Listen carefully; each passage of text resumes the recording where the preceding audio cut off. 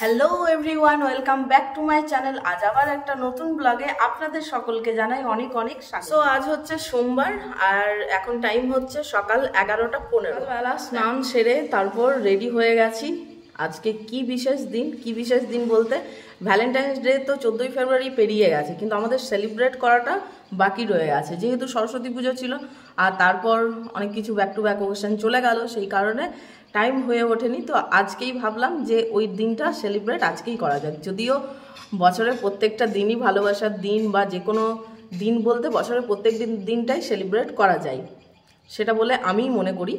তো যাই হোক, যথারীতি রেডি হয়েছি, বেরোবো, সারাদিনটা বাইরে ঘুরবো, যা করব সবটাই আপনাদের সাথে শেয়ার করব। তো এখন থেকেই ব্লগটা শুরু করছি, আশা করছি ভালো লাগবে। প্রথম থেকে শেষ পর্যন্ত দেখতে থাকুন। এখান থেকে কোথায় যাব, কি করব এখনও কিছু ঠিক হয়নি, তবে আশা করি দেখা যাক কোথায় যায় না যায়। যেখানেই যাব সেখানে গিয়ে আপনাদের সাথে বক্স নিয়ে চলে এসেছি। ভ্যালেন্টাইন্স ডে সেলিব্রেট করব আর আপনাদের সাথে গিফটটা শেয়ার করবো না, সেটা কি হয়? তো আগের ব্লগে আপনাদেরকে দেখিয়েছিলাম যে একটা গিফট, জবরদস্ত গিফট পেয়েছি। গিফটটা কি সেটা আমি অবশ্যই খুলে দেখেছি, কিন্তু আপনাদেরকে দেখানো হয়নি। তো আনপ্যাক করব, যদিও এটা আনপ্যাক আগেই করে নিয়েছি। বেশ সুন্দর একটা পছন্দের জিনিস আর অনেক দিনের শখ, তবে সেরকমভাবে শখকে গুরুত্ব দেওয়া হয় না, তো মাথায় রেখে এটা আপাতত রঞ্জন আমাকে গিফট করেছে। ইয়েস, বক্সটা নিচেই থাক, আশা করি দেখতে পাচ্ছেন, একটু দূরে যাই। তো এটা হচ্ছে মেকআপ বক্স বা ভ্যানিটি বক্স, যেটাই বলুন না কেন। তো এই হচ্ছে বাইরের জিনিসটা, বেশ সুন্দর, আমার তো দারুণ লেগেছে। আর এখানে লক সিস্টেম আছে, দেখা যাচ্ছে না ঠিকঠাক, এখানে লক সিস্টেম আছে। কি করে খোলে দেখালো যায়, খুলতে পারছি না তো। হ্যাঁ, খুলে গেছে। খুলছে না গো। এখানে আসলে নাম্বারিং লকও আছে, কিন্তু আমি যেহেতু সেট করিনি এখনো, সেই কারণে নাম্বারিং লকটা দেওয়া নেই, তো এটা খুলতে পারছি না। আমি একবারই মাত্র খুলে দেখেছি। তো রঞ্জন দেখিয়ে দিয়ে গেল কিভাবে খুলতে হবে। এই যে এখানে লকটা আছে, এটা জাস্ট এরকমভাবে প্রেস করলে এটা খুলে গেছে, ঠিক আছে? তো বক্সটা হচ্ছে ঠিক এরকম। আমি ব্যাক ক্যামেরায় একবার দেখিয়ে দেবো, বেটার হয় ব্যাক ক্যামেরায় দেখানোই না, এটা খুব একটা বোঝা যাচ্ছে না। এরকম, এটাও আবার খোলা যায়। কোন দিকে? এই যে, এই যে এত বড় যে আমি ধরতে পারছি না। এই যে দেখছেন, আশা করি বুঝতে পারছেন কত জিনিস রাখা যাবে বলুন তো এর মধ্যে। সো এটা হচ্ছে বক্সটা, মেকআপ বক্স, ভ্যানিটি বক্স, যেটাই বলুন না কেন। তো এটা খুলে দেখাচ্ছি আপনাদেরকে। জাস্ট প্রেস করলেই এটা খুলে যায়, তারপর গিয়ে আসছে এরকম। এখানে নাম্বারিং লকেরও সিস্টেম রয়েছে, এটা পরে দিয়ে রাখবো, এখন আপাতত ইউজ তো করিনি। এখানে রয়েছে এই যে, সাথে রয়েছে এই যে, ব্যাস কতগুলো। এখানেও জিনিস রাখা যাবে, আর এগুলো যেহেতু ওপরের দিকে থাকবে, এখানে কিছু রাখা যাবে না। 1 2 3 4, আর এদিকে 1 2 3 4, টোটাল 8টা প্লাস 1টা 9টা স্পেস পেয়ে যাব, যেখানে আমি জিনিস রাখতে পারবো। অনলাইনে অর্ডার দিয়েছিল, কেমন জিনিসটা অবশ্যই কমেন্টে জানাবেন। আর যাদের জিনিস অনেক হয়ে যায়, আমার বিশেষ করে, আমি ছড়িয়ে ছিটিয়ে কোথায় জিনিস রাখি, পরে আর খুঁজলে পাই না। তো এরকম একটা বক্স হলে কোথাও যে কোনো মেকআপের জিনিস বলুন, জুয়েলারি বলুন, ক্যারি করতে খুব সুবিধা, পাশাপাশি বাড়িতেও রাখতে সুবিধা। আমি এটা ইউজ করিনি, ইউজ করব, খুব তাড়াতাড়ি করব। তো এটা আবার এরকমভাবে লক হয়ে যায়, দেন এটাও তাই। এই যে খুব সুন্দর, ছোট্টর মধ্যে স্পেসটা একদম, অথচ কত জিনিস রাখা যাবে। এটা জাস্ট দিয়ে দিলেই লক হয়ে যাবে, ব্যাস কমপ্লিট। আর এখানে হ্যান্ডেলিং সিস্টেমও আছে, যে কারণে নিয়ে যাওয়া, তবে ওয়েট আছে, ভালোই ওয়েট আছে। ওয়েট একদমই যে নেই সেটা বলবো না।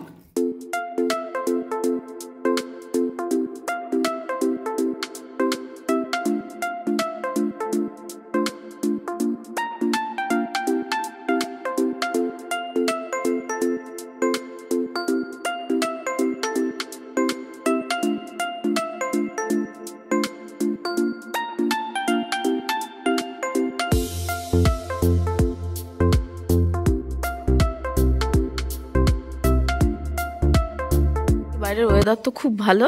তো আমি রিসেন্ট শিউরি গেছিলাম সেদিনকে, যে ডালিয়া ফুলের গাছটা নিয়ে এসেছিলাম সেটার ফুলটা এখনও ফুটে আছে, কি সুন্দর ফুলটা হয়ে আছে। সেদিনকে আনার সময় একদম সেই মরা মরা হয়ে গেছিলো। আর নিচে মাসি বসে আছে। এখানে কুড়ি আছে, একটা আছে, কুড়িগুলো ভাঙেনি এখানে। তো ছোট টবের মধ্যে ওই কৌটো ছিল, ওটা কেটে লাগিয়েছি। আর ক্যালেন্ডুলাতে এখনও গাছ হচ্ছে। আর আমার তো গোলাপ জানেনি যে সব হনুমানে খেয়ে দিয়ে চলে গেছিলো। এই 3টে মাত্র কুড়ি বেঁচে আছে, বাদবাকি সব খেয়ে দিয়েছে, নতুন আবার পাতা হচ্ছে। আর এই গোলাপটা খেতে পারেনি, যেহেতু মাসি ছিল নিচে, তাড়িয়েছে। আর এই গোলাপে একসাথে এই যে 5টা গোলাপ হয়েছে, দেখছেন কি সুন্দর লাগছে। একটা হয়েছিল, ঝরে গেছে, আর একটা কুড়ি আছে। 5টা একদম থোকা, খোপায় লাগানো যায় না চুলের মধ্যে, দারুণ লাগবে, দারুণ না? আর গোলাপের কালারগুলো দেখুন কি মিষ্টি কালার। এই যে বাইরের দিকে আছে, আর কুড়ি নেই, বাদবাকি সব খেয়ে নিয়েছে। কি করে জানবো বলো যে 12টা হয়ে যাবে? ভালো 11টার মধ্যে বেরোবো। মানে মাসিকে বলছি যে মাসি যে সেই সকালে 7:30টায় এসছে, তো তখন থেকে কাজ করে আর করে টিফিন দিয়েছিলাম, পরোটার সাথে মিষ্টি, আমরাও খেয়েছি, মাসিকেও দিয়েছি। তো এবার হোটেলে খেতে যেতে হবে। তো মাসি এতক্ষণ যদি আমাদের হবে জানতো 12টা, তাহলে মাসি বাড়ি থেকে খেয়ে চলে আসতো। সেটাই বলছি আবার কি। তো মিষ্টি নিতে দাঁড়ালাম। আরে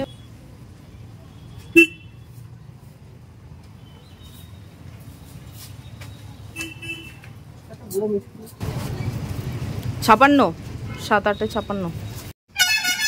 তো আমরা আজকে দিনের শুরুটা আবার চা দিয়েই করছি, মাটির ভাঁড়ের চা। দাও, এটা নেব। তো এখন বর্তমানে রয়েছি সিউড়িতে, পৌঁছে গেছি। ও বাবা, ওই তো সামনে রয়েছে কসমো বাজার। তো এখন দোকানে বসে 1 কাপ চা খাই, যতই বেলা 1টা বাজুক, চাটা চাই। রঞ্জন এখানে একটা নিয়েছে। রোডে শুধু ট্রাক আর ট্রাক, আর কিচ্ছু যানবাহন এখানে দেখা যাবে না। বাপরে, আর ধুলো, কি লেভেলের যে ধুলো। তো আমরা এখন রয়েছি তিলপাড়া ব্যারেজের ওপরে, ঠিক আছে, তিলপাড়া ড্যাম যাচ্ছি। তো এই তো অবস্থা দেখুন, বেরোবো কি, সামনে তো পুরো ট্রাক দুই সাইডে। তিলপাড়া মিলনাল ব্যারেজ, ট্রাক ট্রাক আর ট্রাক, ট্রাক আর truck, truck truck truck truck. তো আমরা চলে এসেছি তিলপাড়া মিহলাল ব্যারেজ। এই বাপরে বাপরে, রাস্তায় কি লেভেলের ধুলো আর কি লেভেলের যে ট্রাক, কি বলবো। তো ভগৎ সিং পার্কে গেছিলাম, ফাইনালি রঞ্জনকে রাজি করাতে পেরেছিলাম যে পার্কে যাব। ও বাবা, গিয়ে দেখি 1টা বেজেছে, বলে পার্ক নাকি বন্ধ করে দিল, এবার খুলবে নাকি কোন 3টে না 4টে বললো, ওরকমই টাইম। তো ততক্ষণ কোথায় থাকবো, রাস্তাতে। ভেবেছিলাম পার্কে একটু বসবো, বেশ কটা ভালো ভালো সুন্দর সুন্দর রিলস বানাবো, কোনোটাই হলো না। তারপর রঞ্জন বলছে চলো তাহলে তিলপাড়া ব্যারেজ থেকে ঘুরে আসি। আর ঠিক আছে চলো তাই। এখানে তো ওরে মারে, এখানে না আছে কোনো দোকান, না আছে কিছু, একদম ফাঁকা। তবে ঠিক আছে, সময়টা কাটানোর জন্য বেস্ট, খুব ভালো জায়গাটা, আর কিছুই না। এই সামনে যে এটা কি কি নদী থেকে, ময়ূরাক্ষী নদী থেকে ড্যামটা। আমি যদিও নদীর নামগুলো উল্টো পাল্টা বলে ফেলি, যে কারণে জিজ্ঞেস করে তারপর বলাটাই বেটার, ভুল বলার থেকে জেনে নিয়ে ঠিকটা বলা ভালো। তো এটা হচ্ছে তিলপাড়া ব্যারেজ, এখানে রয়েছে ছোট্ট করে একটা দোকান, আর সামনেটা ঠিক এরকম। সামনে এখন জল বেশি নেই বলো, সামনে এখানে অনেক লেভেলেরই জল আছে, মানে কেউ পড়লে আর তাকে মাটাও বেরোবে না, দূর দূর পর্যন্ত শুধু জল আর জল। এই যে বিকালের দিকটা এখানে বেশ ভালো লাগে জানেন, কারণ শান্ত পরিবেশ থাকে। শান্ত যদিও থাকে না, এই যে রোডে এইগুলো অশান্ত করে দেয়, কিন্তু মানে একটা শান্তির হাওয়া যদি গায়ে নিতে চান তাহলে বিকালে এখানে আসতে হবে। দুপুরেও ঠিক আছে, দুপুরে কোনোদিন আসিনি, বিকালের দিকে এসেছি যতবার। আর এই যে এই জল বেরোচ্ছে ওই দিক থেকে, এই দিকে জলগুলো। বর্ষাকালে এটার ভিউটা আলাদাই লেভেলের থাকে, যে কোনো ড্যামেরই ভিউ বর্ষাকালে বেশ ভালো লাগে। এইদিকে ভিডিও হচ্ছে, ফটো না। তো আমরা এখন এখানে দাঁড়িয়ে প্রচুর রিলস বানিয়েছি, মোটামুটি 4-5টা সুন্দর সুন্দর রিলস বানিয়ে নিয়েছি। তো রোদ যেহেতু রয়েছে আর ব্যাকগ্রাউন্ডে রয়েছে এই যে নদী, তো হ্যাঁ নদী, তো সেই কারণে বেশ সুন্দর ভিউ ছিল, এটাকে মিস করতে চাই না, ফাঁকা টাইম পাওয়া যায় না, ওই জন্য বেশ কয়েকটা রিলস বানিয়ে নিলাম। ফটো তোলা হয়নি, ফটো করবো বলছি। টাইম হচ্ছে 2:20 বাজে। দাঁড়াও দেখি, ওয়াও সুন্দর লাগছে ফটো, খিচি। যত ঘোরাফেরা আর ঘোরার মতো এই রোদের মধ্যে ভালো লাগছে না, ওই রিলস বানানোর ছিল, ফটো তোলার ছিল, ওইটুকু করে নিলাম। কি দেখাবো, তো ওইটুকু করে নিলাম। এখন টাইম হচ্ছে 2:35, খিদে পেয়ে গেছে। টিফিন করে এসেছি বাড়ি থেকে, কিন্তু এবার তো লাঞ্চের টাইম, তো আবার সিউড়ি ঢুকতে হবে, খাওয়া দাওয়া করব, তারপর ভাবছি যাব একটা জায়গায় যাব, খাওয়া দাওয়াটা সেরে নিই, তারপর মুখে বাঁধলাম, না হলে বাবা যা অবস্থা রাস্তার, ধুলো, সাথে হচ্ছে যত কয়লার কালি। এই যে রয়েছে ভগৎ সিং পার্ক, এখন ক্লোজড, প্রবেশ ক্লোজ, এই যে ঠিক আছে। আর চলে এলাম যেখানে আসি, অনুভব রেস্টুরেন্ট, এখানেই আজকে দুপুরের লাঞ্চটা সারবো। ভেতরে যাই।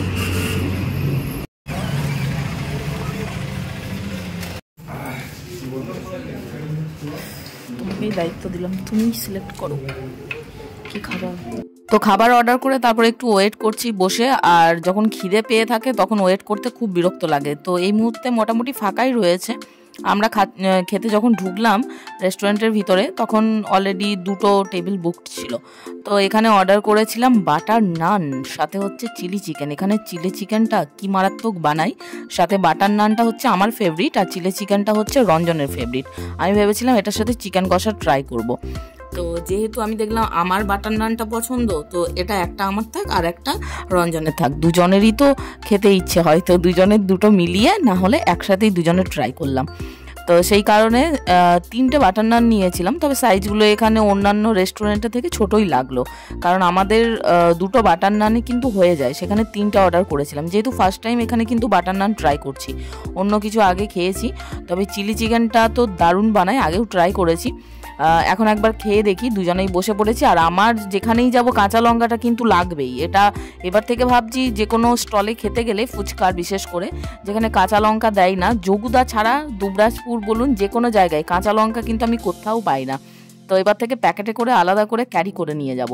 তো এখানে কাঁচা লঙ্কা আর সাথে পেঁয়াজ শসা মানে স্যালাড হালকা মতো, ওটা আলাদা করে চেয়ে নিয়েছিলাম, তো ওটা দিয়ে ট্রাই করছি। আর চিলি চিকেনটা কি মারাত্মক বানিয়েছে, বাটার নানটাও ঠিক সেই লেভেলের।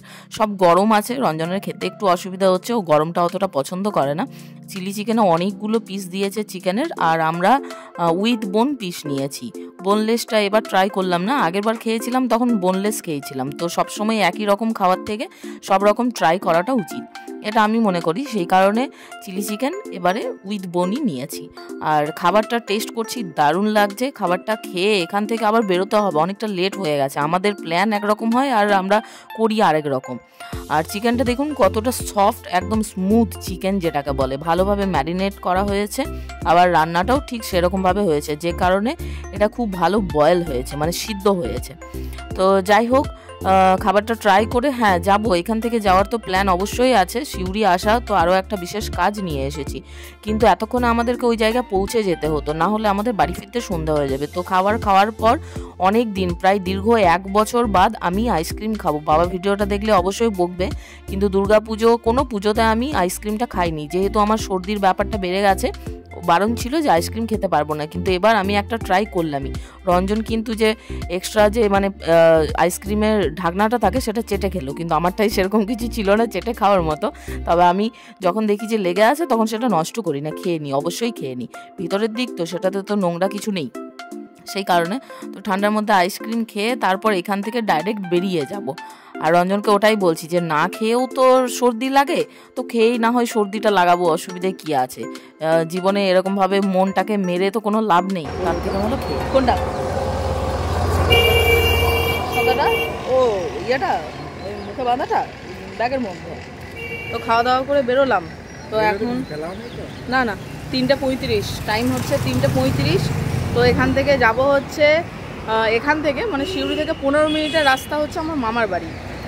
বড় মাসি বেশ কিছুদিন ধরে অসুস্থ, সেই কারণে দেখতে যাব করে আর যাওয়া হয়ে উঠছিল না।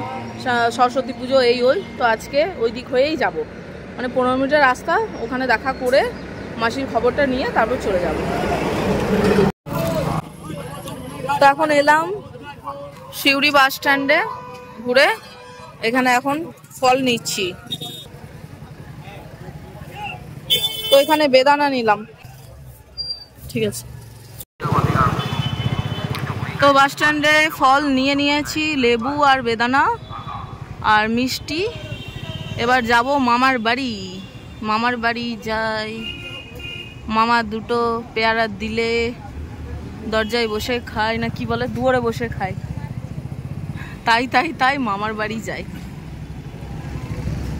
পড়ে রইল আমাদের সিউড়ি বিখ্যাত হচ্ছে মোরব্বার জন্য গাইস,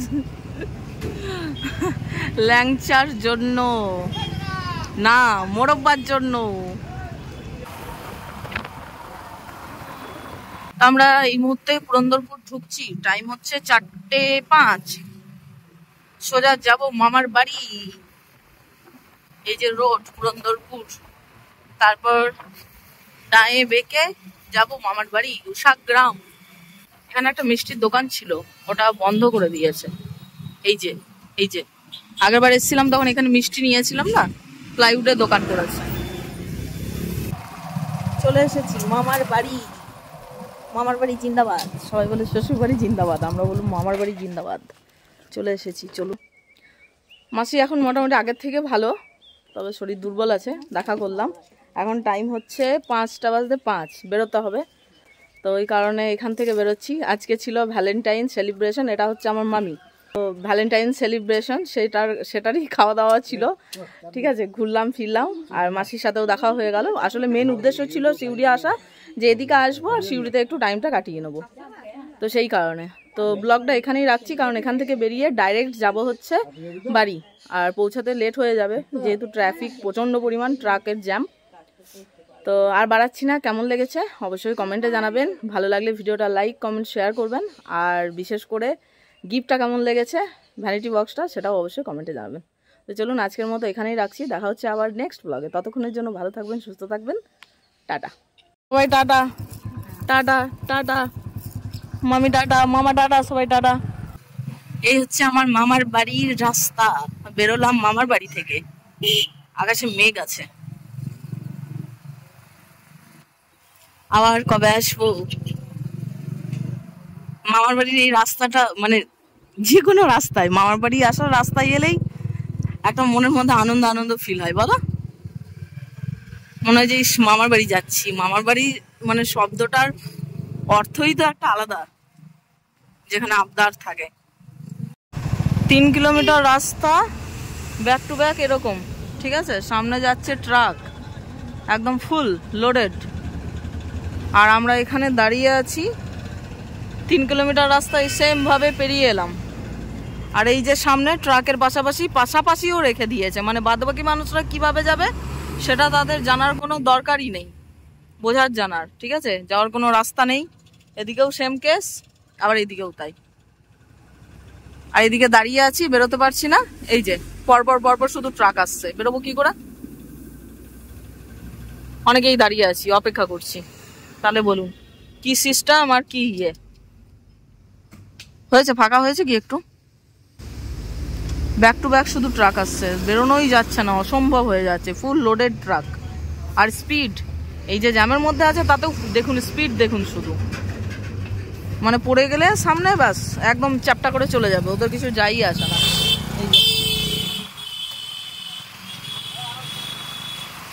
শুধু দেখুন অবস্থাটা।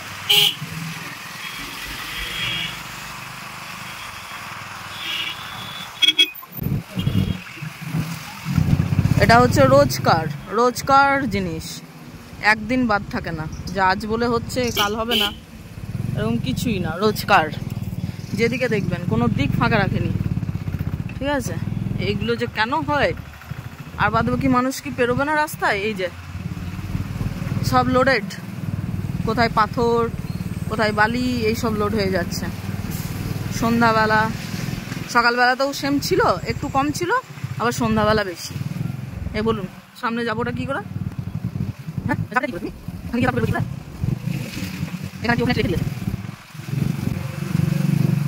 শুধু ট্রাক নেই, সমস্ত কিছুই আটকে আছে, আর ট্রাকের জন্যই আটকে আছে, বেরোতে পারছে না। হর্ন দাও, নাহলে কে কোথা থেকে বেরোবে কোনো ঠিক নেই। তো 4 কিলোমিটার হবে নাকি, আরো বেশি, মোটামুটি 5-6 কিলোমিটার, কারণ আধা ঘন্টা হতেই চললো। মানে সিউড়ি থেকে বেরিয়েছি আর ওই রোড থেকে শুরু হয়েছে, এখনো আছে। আমি দেখাচ্ছি কতটা আছে, না দেখালে আমাদের এখানে সব রোডের সিস্টেম জানবেন না তো। এরকম ভাবেই হয়, ঠিক আছে। এই যে মহারাজা, ঠিক আছে, সামনে দাঁড় করিয়ে দিলেই হলো, বাকিরা কিভাবে যাবে সেটা ভাবনার নেই।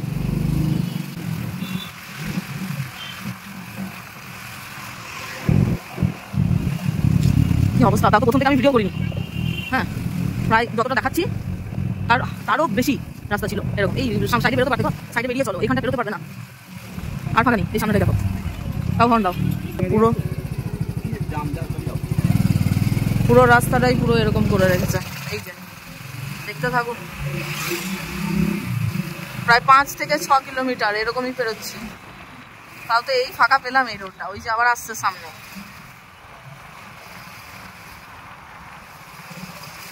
সে মালদার রোডের মতো লাগছে বলো, বালুরঘাটের ওই রোডে এই লেভেলের জ্যাম লাগে। দেখো হর্ন দাও।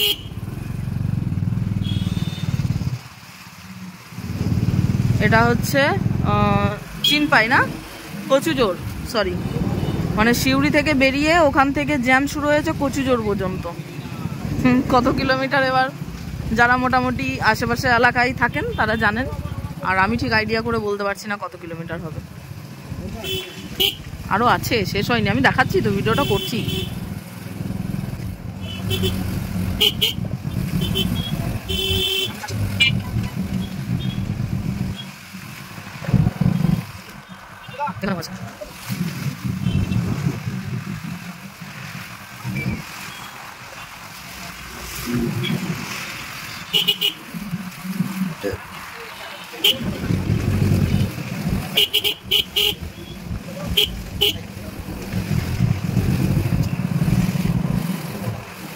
দেখে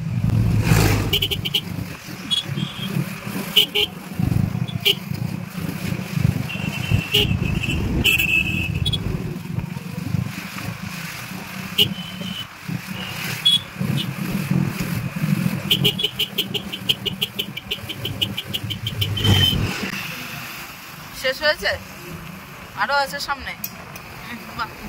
সুন্দর জিনিস, চিনপাই ঢুকে গেলাম না, তাহলে কত কিলোমিটার হবে? মোটামুটি 10 কিলোমিটার হবে, কারণ সিউড়ি বেরোবার রাস্তা থেকে চিনপাই ঢুকে গেলাম এত দূর পর্যন্ত। এখনো আছে, একদমই শেষ হয়ে গেছে তা না, তবে এখানে খাপছাড়া খাপছাড়া করে আছে। মানে 10 কিলোমিটার পর্যন্ত যদি রাস্তায় এরকম ফুল জ্যাম থাকে, তাহলে মানুষ কি করে হাওয়াই জাহাজে করে পেরোবে হয়তো, ঠিক আছে। এরকম একটা ব্যবস্থা, কিছু বলার নেই, কিছু করার নেই, এরকমই চলছে দৈনন্দিন জীবন আমাদের সবার। যারা রেগুলার এইদিকে যাতায়াত করে তাদের কি অবস্থা হবে সেটা ভেবেই আমার খারাপ লাগছে। আমরা তো মাঝে মধ্যে আসা যাওয়া